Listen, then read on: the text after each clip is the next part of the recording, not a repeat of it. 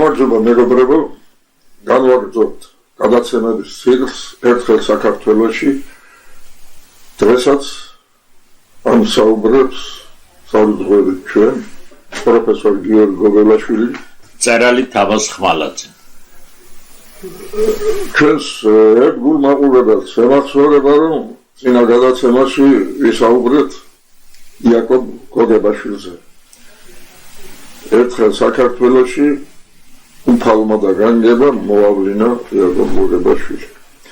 იაკობ გოგებაშვილი იმხელა პიროვნება, რომ მასზე საბედნიეროდ რამდენიც არ უნდა ვილაპარაკოთ, ვერ ამოუწურებთ.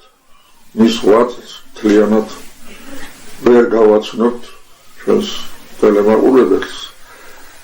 და ეთქობა რამდენიმე გადაცემა კიდევ იაკობ გოგებაშვილს მიეძღვნება. იმიტომ კი არა, რომ წელს საიუბილეო წელი იყო იაკობ გოგებაშვილის შეუსრულდა 185 წელი და არა იმიტომ, რომ მომავალი წელი საიუბილეო წელია 150 წელი გახდება ჩვენ ძვირფასი დედაენის პირველი გამოცემიდან. არა, უბრალოდ დიდი პიროვნება იყო იაკობ გოგებაშვილი და როგორც თქვით, მასზე გავიჭირდება, რომ მის ღვაწლზე ვისაუბროთ და მთლიანად ამოვუწუროთ, თუნდაც რამდენიმე გადაცემაში. მოხდა ასე, როგორც თქვით, რომ განგება უფალმა ღმერთმა წინა პერიოდში 19 საუკუნის მეორე ნახევარში ასპარეზზე გამოიყონა ჩვენ დიდი ილია. ჯერ კიდევ ახალგაზრდა კაცი და ილიას ალბათ აკაკი შეფასება იყო პიროვნებებისა, როცა უნდა დიდი პიროვნება დაეხასიათებინა, ამბობდა უსაზღვრო იყო მისი ქართველობა. ილია იყო ასეთი კაცი, რომ უსაზღვრო იყო მისი ქართველობა. ასეთი მომავლინა ღმერთმა ილია. ყველა ძალიან წინა გადაცემაში გიორგი მისაუბრა იმაზე, რომ რა დიდი გაჭირვება ედგა საქართველოს. ალბათ ყველაზე უფრო დიდი გასაჭირი გადარჩენის თვალსაზრისით, თან გადარჩებოდა ქართველები, ან არა. როდის აღუჭირდა საქართველოს, მაგრამ ეს გაჭირვება მაინც ძალიან დიდი იყო. და ილიამ დაიწყო სოლოთეს ბრძოლა გადარჩენისათვის. ეროვნულ გამათავისუფლებელი მოძრაობა პირველად ილიამ დაიწყო და ილიამ აღმართა დიდი დროშა, რომელსაც გადაჭენდა მთელი მის თაობა მიყვა და გვერდში ამოუდგა ილიას. რა ხდებოდა, რა ვითარება ამაზე ძალიან კარგად ისაუბრა წინა გადაცემაში გიორგიმ და კარგი იქნება თქვა გიორგი, ილიამ რატო დაიწყო ენით. მანამდე იმასაც გავიხსენებთ, ამას რასაც შენ ამბობდი, გავავრცობ იმას, რომ გოგებაშვილმა როგორ შეაფასა ილიას ღვაწლი, ამას ჩვენ ხშირად გავიმეორებთ და ალბათ არც ერთ მსოფლიო გენიოსს არ აქვს ისეთი მნიშვნელობა თავისი ქვეყნისა და თავისი ერისათვის, რამდენიც ილია ჭავჭავაძეს აქვს საქართველოსთვის, ქართველობისთვის. იგივე შეიძლება ითქვას იაკობზეც. არც ერთ მსოფლიო გენიოსს არ აქვს იმხელა მნიშვნელობა ქვეყნის განათლების პრობლემის გადასაჭრელად, რამდენიც იაკობ გოგებაშვილს აქვს საქართველოსთვის. და ვთქვით ის, რომ განგებამ ვერთმა ქრისტემან მოგვივლინა მეოხად ილია, არ იყო ილია იმ გაჭირებულ ჟამს საქართველოს უბედურების მოვლას და დაუყენა გვერდში აგაგი წერეთელი, შემდეგ იაკობ გოგებაშვილი და ასე შემდეგ ეს სამეული გასდევს თელ საუკუნეს. იქ გავჩერდით რომ აი ამ ილია იაკობის შემოდის სამოღვაწეო ასპარეზზე. თქვით ისიც და გავიმეოროთ რომ 1861 წელს იწყებს ილია ჭავჭავაძე თავის მოღვაწეობას. 24-25 წელს ბიჭი. 24-25 წლის 23 წლის ბიჭმა დაწერა ის წერილი, რომელმაც ფაქტიურად საფუძველი ჩაუყარა ამ რეფორმებსა და იმ პრობლემას, რასაც ქვია ეროვნულ-განმათავისუფლებელი მოძრაობის ახალი ტალღა, რასაც დაერქვა შემდეგ. და ეს არის 1861-63 წელსში ბრუნდება იაკობი კიევიდან, სასწავლებლად იყო იაკობი კიევში. 2 წელი ისწავლა და მეტი ვეღარ გაძლო, ეკიმება აუგრძალეს და დაბრუნდა საქართველოში.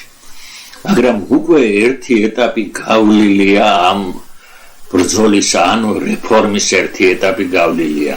1800 ვარ ვილაპარაკოთ ჯერ რეფორმას. რადგან ეს ვამბობთ რომ იაკობ გოგებაშვილი შემოდის მზა ნიადაგზე უკვე და რა იყო ეს, ვინ მოამზადა, როგორ მომზადა და რა პრობლემა დაიწყო. რას წარმოადგენდა ეს რეფორმა? თქვენ წერან მზანეთ ამას რომ რატომ დაიწყეს ენით ეს პრობლემა. მოიხსენებათ რომ ილია ჭავჭავაძის რეფორმის მთავარი მიზანი იყო სწორედ რა, რომ გასობთ ალბათ ის ცნობილი სამი ღვთაებრივი საუნჯე დაგვრჩა მაბაბათაგან. მამული ენა და სარწმუნოება, თუ ამათაც არ უპატრონებთ, რაღაცები ვიქნებით, რა პასუხს გავცემ შთამომავლობას. ეხლა მიაქციეთ ყურადღება, რომ ეს არის დასკვნა იმ წერილისა, რომელ წერილსაც ქვია ფაქტობრივად რეცენზია არის შეშლილის ქართულ თარგმანზე, კაზლოვის შეშლილის ქართულ თარგმანზე. მაგრამ ეს არის გარკვეულწილად მაგა მასალა სამსჯელოდ. მას შეეძლო სხვა თარგმანი აეღო, მას შეეძლო სხვა ნაწარმოები აეღო და აქედან მისულიყო იქამდე აი რა პრობლემები დგას ქართული ენის წინაშე. აი წინაზე გავივთქვით და ემასაც ხშირად გავიხსენებთ. უენო ენა და ნახეთ ჩვენი ძვირფასი ენა. ეს იყო უბედურება ქვეყნისა. რომ იმ ენას, რომელზედაც თავის დროზე თქვა და იმღერა რუსთაველმა და მერე გურამიშვილმა, ბარატაშვილმა, ამ ჩვენმა უდროო დაკარგულმა გენიოსმა და ალექსანდრე ჭავჭავაძემ გრიგოლ ილია ჩამოთვლის ამას. აი ეს ენა ვნახეთ უენო ენად ჩვენ. ცოცხალს მხოლოდ გრიგოლ ორბელიანს ასახელებს. ეს გრიგოლ ორბელიანს 10-20 წელში შემდეგ ხელჩართული პოლემიკა გაიმართება მათ შორის. ამასაც იმიტომ გაუსხავს. დიახ. და აი ასეთი ვითარება არის ამ პერიოდში. რა ხდება ახლა? რატომ დადგა ეს საკითხი? ვამბობთ და კიდევ ერთხელ უნდა გავიმეოროთ, რომ ქართული გადარჩება საქართველო. ქართველობისთვის ენა იყო უმთავრესი ნიშანი, ქართველობის გამომხატველი. ეს სამი საუნჯე, რაც ილიამ თქვა, აქედან ფაქტობრივად დაკარგულია მამული, იმიტომ რომ საქართველო როგორც სახელმწიფო აღარ არსებობს. ფაქტობრივად დაკარგული. სარწმუნოება ჩვენი ეკლესია გაუქმდა. და ერთმარწმუნე რუსეთს შეუერთეს. სომხური ეკლესია არ გააუქმეს.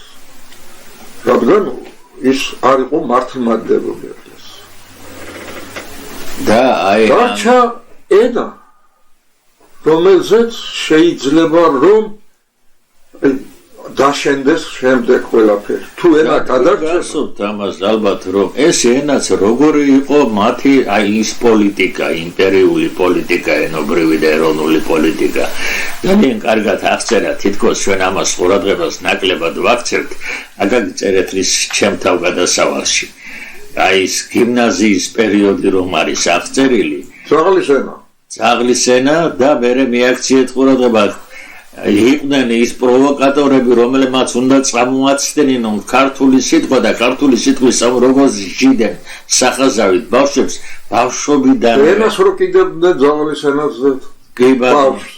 ხო, ასე რომ ესა ენის მიმართ მათ იციან ესე რომ თუ შენ ენა წაგართვეს თუ შენ ქართული ენა მოსწეს გაიყვანეს ასპარეზიდან დამთავრებულია შენი ქართველობა და გარუსებული ხარ უკვე სხვადასხვა კლდიაშვილს აქვს თავის მოგონებებში ერთი ასეთი ამაზე გამახსენდა ეხლა გარუსებული ხარ როცა მოდიოდნენ ახალწვეულებიო ბათუმში მუშაობდა ეს 80-იანი წლებია უკვე და ვინ ახარ შენ და ის ეთყოდა თქვა რომ მე ვარ თქვა აზერბაიჯანელი მე ვარ სომეხი მე ვარ ქართველი არა ვინ ახარ შენ და მუდმივად უმეორ გაზეთზე დაშინებით სანამ არა მე ვარ რუსი და სანამ ახალწვეულს ჟარში არ ეთყო და მე ყველას ესე თქვენ ყველანი ხართ რუსები აი ამ ასე ზრდიდნენ თქვა ისინი იმ ჯარისკაცებს ასე წვნიდნენ იმ ჯარისკაცებს ეს არ იყო იმ ჯარისკაცობის გაზდის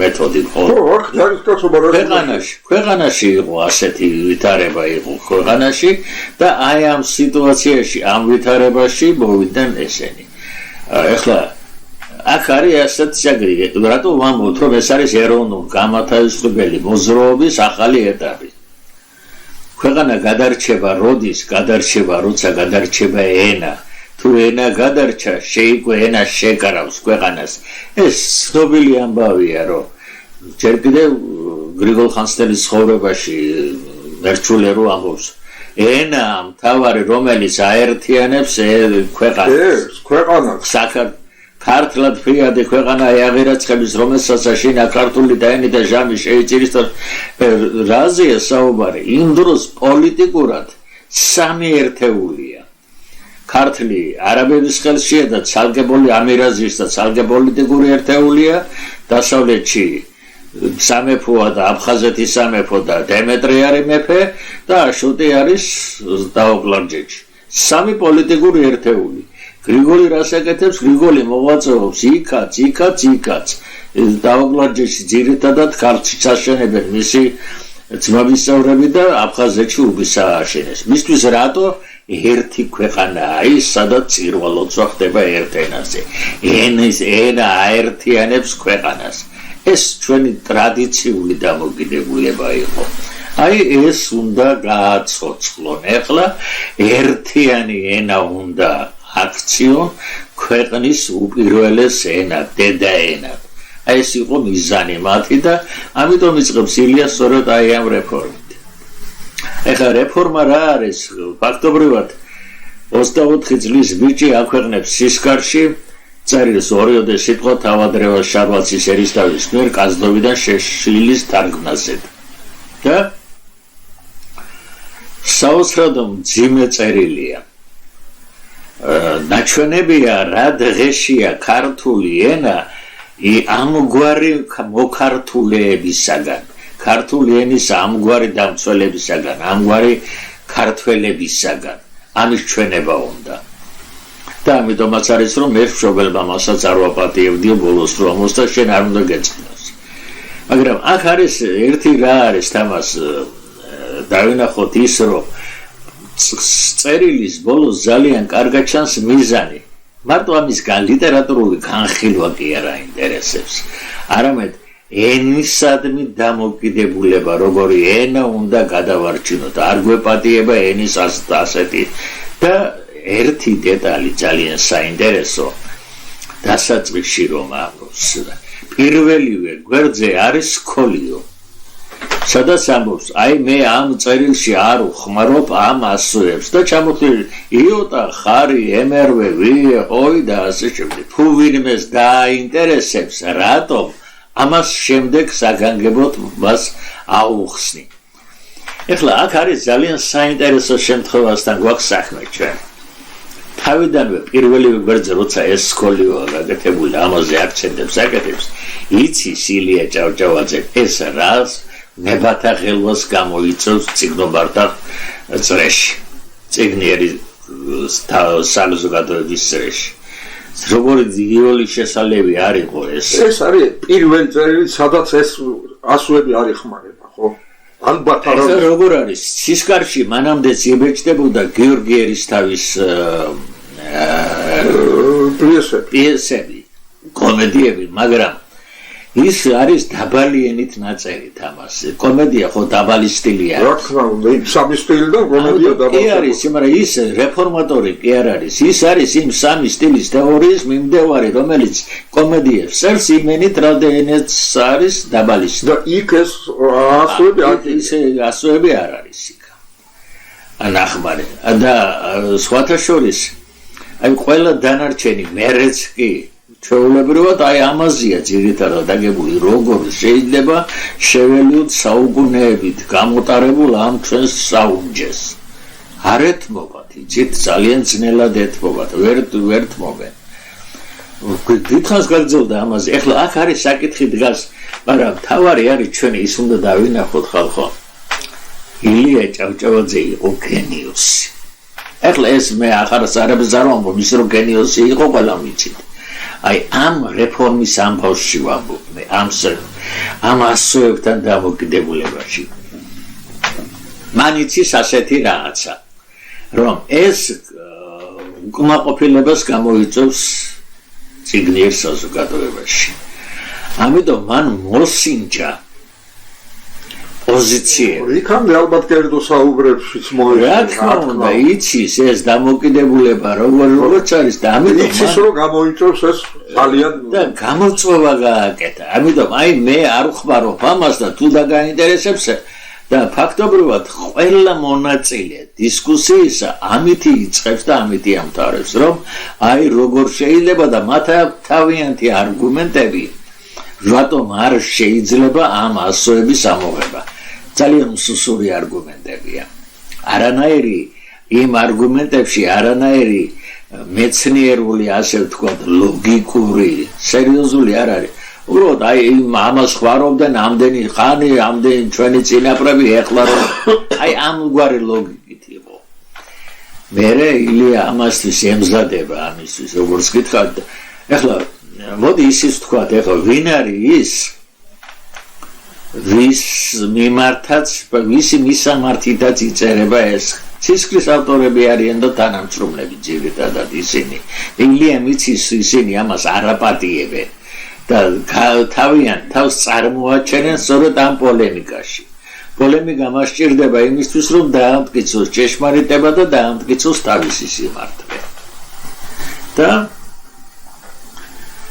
აი ახარის ძალიან საინტერესო შემადგენლობა იმ გუნდისა რომელი გუნდის დაუპირისპირდა ილიას რომელიც დაუპირისპირდა ეხლა თავაზე რევას შალვაძე ერისთავი ეს ცნობილი ლიტერატურული მოღვაწე იყო თარგმნელია მაგრამ თავისასაც წერდა ცისკარში მუშაობს და არის ძალიან საინტერესო ლიტერატორი იმ ჟანრისათვის იმ ჟანრისათვის უაღრესად განათლებული კაცია დროისათვის და რაც მთავარია ძალიან პატრიოტი და ერთგული კაცია ქართველობისა. აი ერთ დეტალს ვიტყვი.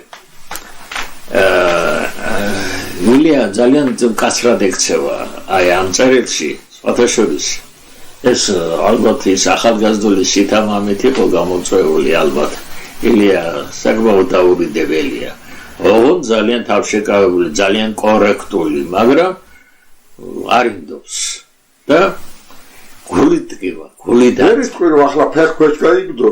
არა, მაგრამ აგრეთვე ძალიან კაცრად აკეთე. ძალიან კაცრად და აი სწორედ აი უენო ენად უნახეთ ეს ამაზია საუბარი ამის. ასე დიდი განათლებული კაცი მაინც არ უნდა წერდეს როგორ გითხრა და ფეხი გავიქნიე ხელი ფლად განათლებული კაცის დასაწყისი. აქ მე მგონი თამას უფრო მეტად არის გავლენა სამი სტილის თეორიისა. აი ეს არის შეშლილი. ხალხს იმას უხდის სამი სტილის თეორია. შეშლილი არის კაზნოვის შეშლილი არის ტრაგედიის ტიპის ნაწარმოები. ტრაგედია უნდა დაიწეროს მაღალი სტილით. რა არის მაღალი სტილი? მაღალი სტილი არის ილუზია ძველი ქართულისა, მიმსგავსებული ჩვენ კი აი ის ძველებურისა რაღაცა და აი ამის გამო ის ილუზიური დამოკიდებულება მაღალი სტილის ხარკს იმას უხდის ხო? ხარკს უხდის და არ მგონია ის ასე ლაპარაკობდეს ჩვეულებრივად. ხო, თვითონ ეგრე არ ლაპარაკებდა რა. ვერ ლაპარაკებდა, არ არის ის ქართული ფაქტობრივად, ბუნებრივი ქართული და აი ეს არის სწორედ იმ სამი სტილის თეორიის უბედურება. ხო, მაგრამ ამაზე არიან გაზრდილები ის ილიას მოწინააღმდეგე გუნდი და არ ეთმობა. ვერ დათმობს გაზეთ გაზდი. მართალი ბრძანდებით. აი ეს არის სწორედ როგორ შეიძლება მე იმაზეც არის საუბარი. სამი სტილის თორს ანტონ კათალიკოსის მიმართ ისე თავგამოდებით იცავენ, მაგრამ ეხლა აი ეს მინდოდა მე თქვა რომ ეს კაცი რევას შალვასერის რევაზერისთავი უაღრესად კეთილშობილი პიროვნება ჩვენს. სხვადასხვის ამდენი ლანძღვის ამდენი ლანძღვა დავარქვათ ამას აუგის თქმისა და ასე შემდეგ არ ცდილობს აი მე მართალი ვარ შემტყვანი ხარ ასეთი გამოკიდება გაგაგროიტოს მოახლური გაკიშება იქ არ არის ერთ რამეზე წყდება გული ეუნება ილიას ეუნება მართალი ხარ შენ მამული ენა სარწმუნოება ყველაფერი ეს ჩვენ გვჭირდება და ასე არა სტილობას რატო ივიწყებ? სნეობა რატო გავიწყებ? ისიც არანაკლებად საჭირო ერისთვის. ფაქტობრივად დასვა საკითხი რომ მეოთხე საუნჯე დაებრივ ეს არის ზნეობა. მამული ენა სარწმუნოება და ზნეობა. იაკობი სწორედ ამ ზნეობას ამას დიახ ამას გავიხსნა ორი პრინციპი დაუდო საფუძვლად იაკობმა თავის ეროვნულ სკოლას. ეროვნულობა და ზნეობრიობა. როცა ამბობენ ილია ქართული ენა დაიცვა მოწინააღმდეგეებისგან. არის აგეთ ხალხი რომელიც ამას ამბობს რომ ილია და მისი გუნდი იცავს ქართულ ენას თავისი მოწინააღმდეგე მოპაექრეებისგან. უნდა არ დაგვავიწყდეს რომ ორივე მხარეს ქართული ენის სიყვარულის მქონე ხალხია. ორივენი ცდილობენ ორივე მხარე. ცდილობს ქართული ენის დაცვას. მოწინააღმდეგე მხარეს მერე იტყვის მოწინააღმდეგე მხარე რა ენა წახდეს ერიც დაეცეს ეს გრიგოლ ორბელიანი ამბობს. ისინიც ენის წახდენის წინააღმდეგნი არიან, მაგრამ აი რას მიიჩნევენ ენის წახდენად ეს არის ესე იგი რა არის ენის წახდენა იმათვის სულ სხვა რამეა ილიას გუნდისთვის ილია რომ ითხრობს სიხმარებიდან იმასოების ამბავს ეს მათ წახდენად მიაჩნია ეს არის იმ დიდი ჩვენი ისტორიის დიდი ტრადიციის უარყოფა ფაქტობრივად ეს ილია რომ ითხრობს რომ სამი ქართული არ შეიძლება სამი სტილი და მაღალი დაბალი საშუალო ეს იმათვის მიუღებელია. იმიტომ რომ ეს ტრადიცია სხვადასხვის ესეც ალბათ ძალიან საინტერესო პიროვნება იყო ანტონ კათალიკოსი ერთი საუკუნე მან ხელში აიღო ქართული სადავეები ქართული სალიტერატურო ენის განვითარებისა და იმდენად ძლიერი იყო მისი პიროვნება ისი ავტორიტეტი და ძალა მისი მოძღვრებისა რომ ახლა აგერ საუკუნეს მერე კბილებით იცავენ ისევ ეს განათლებული ხალხი და ეხლა აქ არის საინტერესო რა ესე იგი დაპირისპირება მოხდა და მე ამათ დაერქვა მამათა და შვილთა ბრძოლა თავობათა ბრძოლა ეს პირობითია მამათა და შვილთა სათქმელი არის ეგრეთ მამათა და შვილთა ბრძოლა გრიგოლ ორბელიანის ძრო ჩაერთო 71 წელს მაშინ თქვა ეს მამანი თქვენი თავის დროს ძენი და ასე შვილებო საიდან მე დაერქვა რა თქმა უნდა მაშინ დაერქვა ფაქტობრივად რომ მანამდე არის თაობა არის გუნდი რომელიც იცავს იმ ტრადიციულს და არის მეორე ილია და მის მხარში დგოები რომელიც ეწინააღმდეგებიან ასაკის მიხედვით კი არა ძველი თაობა დავარქვათ ის ძველი თაობა დავარქვათ ძველი თაობის წარმომადგენელი არის შემდეგ თომა მაჭავარიანი რომელიც ილიაზე უმცროსია ბარბარე ჯოროჯაძე თითქმის ანატოლია 3-4 წელია განსხვავება ილიასა და მას შორის ამ დროს ილიას მხარეს არის ბარბარე ჯოროჯაძის უფროსი ძმა რაფიელ ერისთავი ფაქტობრივად არ ჩართულა პოლემიკაში მაგრამ ამ პოზიციაზე დგას ასევეა ალექსანდრე ორბელია ასაკი არაფერშუაშია ფაქტობრივად აი ახლა მაინც მინდა მე ჩავიკითხო ისინი ვინ არიან ისინი ვინც ძალიან კარგი ილია ჭავჭავაძისა და მის თაობას დაუპირისპირდა ეს იყო რევაზერისთავზე მოგახსენეთ რევაზერისთავი სხვადასხვის მე რევაზერისთავი ამად გვერდით დგას ზერაგეთქვის გამავრცელებელი საზოგადოებები როცა ყალიბდება ის ამათთან ერთად იბჯვის და ასე შემდეგ ეს მათ გვერდით თანამშრომლობა გწევდება ასაკითაც დიდი განსხვავება არ არის მაგალითად ხო არ არის და აი ესე იგი ფაქტობრივად ილია ჭავჭავაძეს ამ წერილს დაუპასუხა ბარბარე ჯორჯაძეზე. ბარბარე ჯორჯაძე რაფინერისთავის და არის ცისკრის თანამშრომელი. ეს ცნობილი ბარბარე ჯორჯაძე დღესაც კი წიგნის თაროებზე მისი საოჯახო წიგნი გულნარია. ხო. ეს ჯორჯერ ღიმილითაც ვიხსენებდით ხოლმე. ძალიან საინტერესო კალი იყო ეს კალი. წერდა ლექსებს, რა თქმა უნდა არ იყო ახლა ის დონე, მაგრამ ყოველ შემთხვევაში განათლებული. ყოველ შემთხვევაში იმ დროს ჩანს. გიორგი ბარათაშვილი აი ესა და ესე გიორგი ბარათაშვილი არის კიდევ ასეთი ძალიან საინტერესო მოღვაწე და რევაზერისთავი მოგახსენეთ ისინი და მე შემოდის ალექსიმ სარდიონ ალექსი მესხიშვილი აი ესენი არიან და ექვთიმე წერეთელი გიორგი წერეთლის მამა ესენი არიან ისინი ვინც ერთ მხარეს დადგენდა და დაუპირისპირდნენ ილიას ამ დროს რა ხდება ილიამ დაწერა ამათი წერილი რომ დაიბეჭდა კირილ ბარათაშვილისა და ბარბარე ჯორჯაძისა ილიამ პასუხი დაწერა აი ეს პასუხი არის ძალიან საინტერესო ისევ სისხლში იბეჭდება ესა აი ამ პასუხში არის დასაბუთება იმისა თუ რატომ არის საჭირო ანბანის ამოღება იმ ასოებისა. ეხლა და ვინც ამას წაიკითხავს დარწმუნდება რომ ილია არის უაღრესად განათლებული და ჩახედული კაცი იმ დროიდან ელათმეცნიერებაში და საერთოდ აი ამ წერლობაში და ასე შემდეგ. ევროპული ლიტერატურა იცის გადასარევად. საქმე რა არის იცით?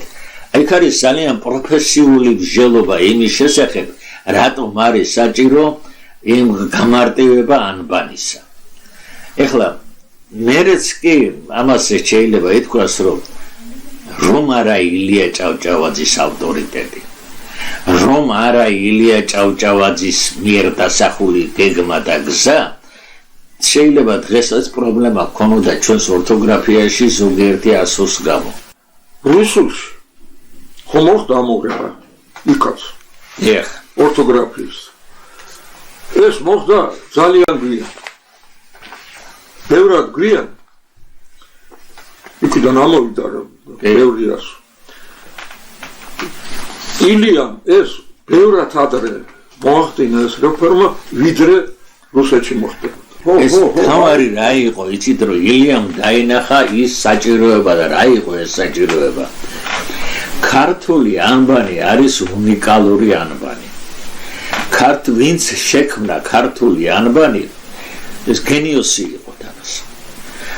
ასეთი ზუსტი შესაბამისობა, შესატყვისობა ბგერასა და ასოს შორის ფაქტობრივად არც ერთ ენაში არ არის. აი მე რამდენიმე ჩაგიკითხავთ. რამდენიმე გამონათქვამს. ნუ ეს ჩვენი მიხეილ ჯავახიშვილია. ქვეყანაზე არავის არ აქვს ქართულისთანა სრულყოფილი ალფაბეტი. ჩვენისანა ფონეტიკური ტრანსკრიფცია მიუღწეველია სხვა ერებისათვის. ქართული იწერება ისე როგორც გამოითქმის და გამოითქმის ისე როგორც იწერება. ეს არის უმთავრესი თვისება და მშვენება ალფაბეტისა. აი ეს დაირღვა თამას. ეს პრინციპი დაირღვა. სასაუბრო მეტყველებაში გერა გაქრა და იმის შესაბამისი ასო დარჩა. ახლა აღმოჩნდა რომ იოტას ვამბობდით ის ხან წერდით იოტას ხან წერდით ის და ასე შემდეგ ვამბობდით ხანს ხელი მაგალითად ხან წერდით ხარს ხან წერდით ხანს და ასე შემდეგ ესე იგი ორთოგრაფია დამძიმდა ამ შეუსაბამობით ეს იყო გასასწორებელი ეხლა მე ჩავიკითხე მიხეილ ჯავახიშვილი ვერავინ ვერ დაგიმტკიცებდა რომ აი ხ სად უნდა ეხმარდა და ხსა რა თქმა უნდა ვერ დაგიდგება. აღარ არის. ამიტომ დაირღვა. აირია. ეხლა მარტო ეს ჯავახიშვილმა ივან მიხეილ ჯავახიშვილმა რაც თქვა შესაბამისობა და ქართული ალფაბეტის ანბანის უნიკალურობა ამას სხვებიც ამჩნევთ. აი გამსახურდია კოსტანტინე გამსახურდიას ასეთი ჩანაწერი. განსავლის შამს გერმანიაში როცა სწავლობდა ქართული გააცნო ერთ-ერთ პროფესორს ბარონ ფონ ლიხტენბერგს და ის ამბობს მე დაუფლებული ვარ მსოფლიოს ბარე 24 ენას და ასეთი ლამაზი ასოები, ასეთი პრაქტიკული, სუსტად გამომხატველი ყოველივე ბგერისა მე სხვა ალფაბეტი არ მეგულება. ეს ვინმე ლიხტენბერგი, გერმანელი. ვინმე ორიენტალისტის ერთი უცხოელი ორიენტალისტის შეფასებად ქართული ალფაბეტი ჩემთვის ჯერაც გამოუცნობი სფინქსია კოსტანტინე გამსახურდია. მარტო ესთეტიკური თვალსაზრისით რომ ავიღოთ ვერც გოთური, ვერც ლათინური და ვერც სანსკრიტული ენების ანბანი შეედრება ჩვენ სადა და ლამაზ კოხტა ანბანს და ასე შემდეგ. ეს ისევ შეფარდება და დევიდ ალენი ეს ცნობილი მოღვაწე ეს უკვე მე-20 საუკუნეა. ქართული ენის ბგერათა სიუხვესა და მრავალფეროვნებას ქართული ანბანი სრულად და ზუსტად გამოხატავს. ყოველ ცალკეულ ბგერას ცალკეული ასონიშანი შეესაბამება. ყოველი ასონიშანი ზუსტად და მკაფიოდ გამოითქმის. ამ თვალსაზრისით ვერცერთი სხვა ანბანი ქართულ ანბანს ვერ შეედრება. აი ეს არის სიმდიდრე ჩვენი და აი ამ სიმდიდრეს დაემუქრა უკვე რაღაც ამორევა, დაემუქრა რაღაც წახდენა. წახდენა რას ნიშნავს? ალფაბეტში ანბანში რჩება ასოები, რომელთაც არ აქვს შესაბამისი ბგერები. მერვე და რადგან იოდეს ხარზეა, იქ ვიაზია და ასე შემდეგ, ხო? დიფტონგები და სხვა. აი ეს გააკეთა ილია ჭავჭავაძე. სხვათა შორის ეს ჩვენ როგორც ჩანს ჩვენ ეს ტრადიცია გქონდათ ამას. აი რეფორმის ტრადიცია, ენობრივ ცვლილებებს, რეფორმებს ჩვენი მწიგნობრები ყოველთვის თან მიადევნებდნენ. ვაცნობს კარგად ჩვენ ვისწავლია ის ხანმეტობის პერიოდი გავიარეთ. მერე ხანმეტი შეიცვალა ჰაემეტი ორთოგრაფიაში რეფორმა მოყვა ამას. მერე კიდე ორთოგრაფიაში რეფორმა. ხელახლა გახდა სათარგმნი სახარება და ბიბლია. კი ბატონო ეს მართალი ბრძანდებით. ასე რომ რაშია საქმე? ქართულს აქვს ეს გზნობა და დამოკიდებულება ენისადმი. ცდილობს ის პრინციპი, რაც ქართული ანბანის შემოქმედმა დაუდო თავის ჩვენს ანბანს, ის პრინციპი ბოლომდე გაატაროს. დაირღვევა გაასწოროს. არის ძალიან საინტერესო მერე მიხეილ ჯავახიშვილი იტყვის ასე რომ არ ყოფილიყო ქართველები. აი ასეთი დამოკიდებულება რომ არ ქონოდათ ქართველებს ამ თავისი ანბანის მიმართ რეპო ენის ცვლილებას რომ არ აყოლოდნენ ჩვენ აღმოჩნდებოდით ისეთ დღეში რაც ხდება ბრიტანეთში რას ამბობს ოქსფორდს წერენ და მანჩესტერს კითხულობენ და ასე შემდეგ. ანუ ერთი იწერება მეორე იკითხება. აი ეს რატომ? იმიტომ რომ ვერ აყვა როგორ ჩანს იმ დროის ქვეყნის იმენის ციგნობარი ვერ აყვა ენის ცვლილებას. ან არ მიცა ენამ ამის შესაძლებლობა. ენაც არის სხვათა შორის თამას. აი ხა გასულთ ჩვენ ლათინურს გვასწავლიდან თავის დროზე. და არის ლათინურ ალბანში არის ასო რომელიც ერთ პოზიციაში იკითხება როგორც კა თქვათ ცეს რო ამბობ კა კო კუ თქვათ ეს წინ და ის წინ როგორც ცე. აი ასეთი პრობლემები ერთი და იგივე ასო გასობთ ხან 10 კითხება ხანოთ რუსულში და სხვა ერთი და იმავე ბგერას რამდენიმე ასო გამოხატავს ევროპულ ენებში მაგალითად. ხო, ლათინური ალბათ ყველაზე ევროპული ენებიდან ყველაზე დახვეწილია მაინც. მაგრამ მაინც პრობლემები. აი ეს პრობლემა მაინც აქვს. ეს პრობლემა მაინც აქვს და სხვა ენებს გახსოვთ ალბათ ერთი ბგერა უნდა გამოხატოს 200-ისა 300-იც კი. ჩვენ რომ არის და ასე. ამით რისი თქმა მინდა? ენას აქვს თავისი ბუნება, ის ბუნება, რომელიც მწიგნობარს აძლევს საშუალებას, აი ასეთი გზით იაროს, იოლი გზით მიიაროს, ატაროს თავისი ინგლისურად. რუსული ჩ რომ დიახ, წაიკითხონ და გაიგონ, რომ ჩ-ს 4 ასო უნდა დაწერო. 4 ასოა დასაწერი, რუსული 1 ასოს სანაცვლოდ. ამაზე ჩვენ კიდევ ვისაუბრებთ, ალბათ მერე როცა უკვე დედაენის პრინციპებზე, აი აზე რო გვექნება საუბარი ამ გენიალურ მიგნებაზე და აღმოჩენაზე. და აღმოჩნდება რა თამას, ესე იგი ეს ამბობს ეს გამსახურდიაზე ვთქვით, ჯავახიშვილი თუ სხვა ილიამ რაც გააკეთა, რომ ილია გვეუბნება, რომ თუ არ მივხედავთ აი ამას გაუჭირდება ჩვენს ენას, გაუჭირდება ჩვენ ციგნობარს. ეს დაუდევრობა არის თუ და ის ერთი ფორმულა მოგვცა კიდე საოცარი ჩვენი დამოკიდებულება ენისადმი. ამას იმ თაობას ეუბნება. თქვენ ამას არ გადარდებთ ეს. ცუდად თარგმნით, კარგად თარგმნით, შეცდომებს აგებთ, თქვენ ეს არ გადარდებთ. იმიტომ რომ დაუდევრები ხართ, დაუდევრობა დაგუღბავთ ჩვენ. უბრალოდ მოდი ჩავიკითხოთ ისეთი ილია რომ ერთ სიტყვას თავისი მნიშვნელობა რომა რა გვყავდნენ რუსთაველი, ალექსანდრე ჭავჭავაძე, ნიკოლოზ ბარათაშვილი, გრიგოლ ორბელიანი კიდევ რომ ყვანან რატომ არ ავსწავლობთ იმათ მშვენიერ ლექსებში მშვენიერ ენას დაუდევნელები ვართ ქართველებიდან კიდევ ეს მოგვიღებს ბოლოს თუ ჩვენ საუბედუროდ არ გავსწორდებით როგორნი ეს დევიზად უნდა გქონდეს ჩვენ ყოველთვის და უნდა გვახსოვდეს რომ ჩვენივე დაუდევრობა დაგუღბავს მტერი კი არა და ეს ამას ეხლა რა დღეს დაუდევრები აღარა ვარ ეს ლოზუნგად უნდა გქონდეს ესაა ჩვენი მაგრამ შეძახელი აუცილებელი ეს შეძახელი და მე გამსახურდია ისე სხვადასხვა ძალიან საინტერესოა ეს მე-19 საუკუნე მე ეს ილიას ეპოქა გრძელდება გამსახურდიას და ჯავახიშვილის ეპოქით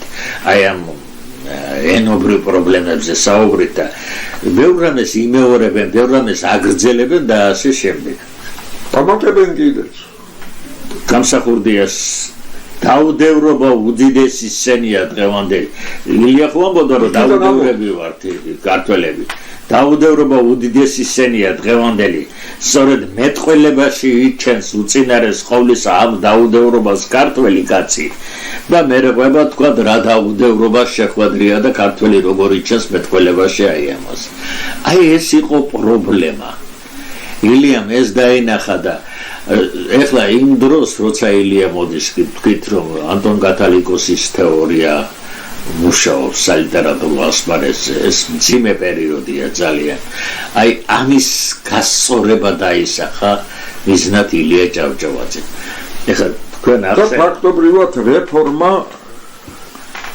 მოხდა თქვენ მოხდა რეფორმა მაგრამ პირველ ეტაპზე იაკობ გოგებაშვილი არ ჩარეულა იმიტომ რომ ვერ ჩაერევა იაკობ გოგებაშვილი ამ დროს კიევშია რა აკაკ ჩაერია პეტერბურგიდან ილიას როცა უპასუხეს იმ თაობის ერისთავმა ბარბარე ჯორჯაძე ბარათაშვილმა სამი წერილი მოდის პეტერბურგიდან ხელმოწერა ასეთი თერგდალეული პირველი თერგდალეული მეორე თერგდალეული მესამე თერგდალეული და ეს იყო აკაკი წერეთელი კირილე ლორთქიფანიძე და სამსონ აბაშიძე საოცარი სხვადასხვა საინტერესო რა არის იქ იმაზე კი არ არის ძირითადად პრობლემის ახსნა განმარტება ამას ილია აკეთებს პრობლემაზე საუბრობს ილია ისინი ახლა აქეთ ვინც რო გამოედავენ აი ამათ ილიას ზურგს უმაგრებენ. ილიამ თქვა მართალი, აბა ჩვენ დავიწყოთ ილიას პოზიცია. იმას კი არა არგუმენტებით ამ არ ჭირდებათ ამათ. არგუმენტები ილიამ დაალაგა, აზრები ილიამ დაალაგა, პრობლემა ილიამ წამოაყენა, ჩვენ აქა ვართ. დაახლოებით ეს პოზიცია იყო აკაკისა და აი ამ კირილ ლორთქიფანიძისა და აი დაახლოებით როგორ იცი, ძალიან საინტერესო მაგალითი თქვა. ცდილობენ რომ იმავე ვერისთავსთან აი იმ თაობას უთხრა რომ აი შენ რა ქართული იცი, შენ ქართული არ იცი.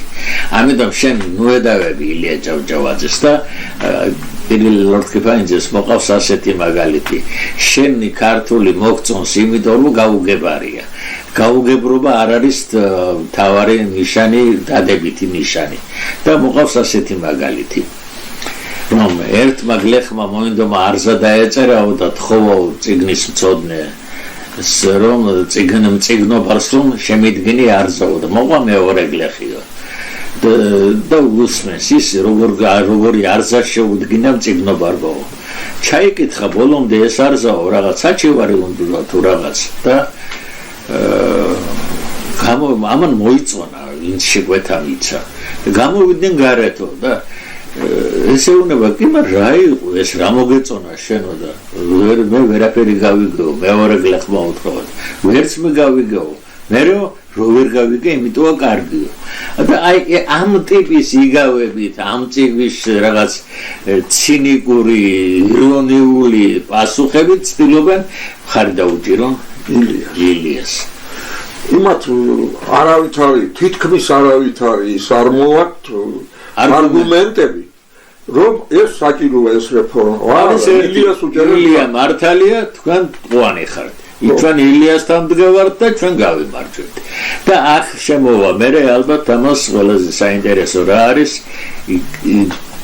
ილიამ თქვა თავის სათქმელი გააკეთა თითქოს და ახლა მთავარია ეს დამკვიდრდეს აი დამკვიდრების გზების ციება არის სანამ გოგებაშვილი შემოვა შეიძლება გოგებაშვილი არ შემოსულა დღეს ალბათ ამაზე ვერც ვისაუბრებთ და შემდეგ გადაცემისთვის დავუპირდეთ ჩვენს ტელემაყურებლებს რომ აი იმით დავიწყებთ და იმაზე ვისაუბრებთ იაკობ გოგებაშვილი რომ უერთდება ამ უკვე დამკვიდრებულ ჯგუფს და სწორედ იაკობ გოგებაშვილის აი მოვალეობა ალბათ რომ ეს ცხოვრებაში გაატაროს უკვე და დაამკვიდროს აღასრულოს აღმასრულებელი არის იაკობ გოგებაშვილი და ამაზე როგორ გააკეთებს ამას მომავალ გადაცემაში ვისაუბროთ დღეს კი დავემშვიდობოთ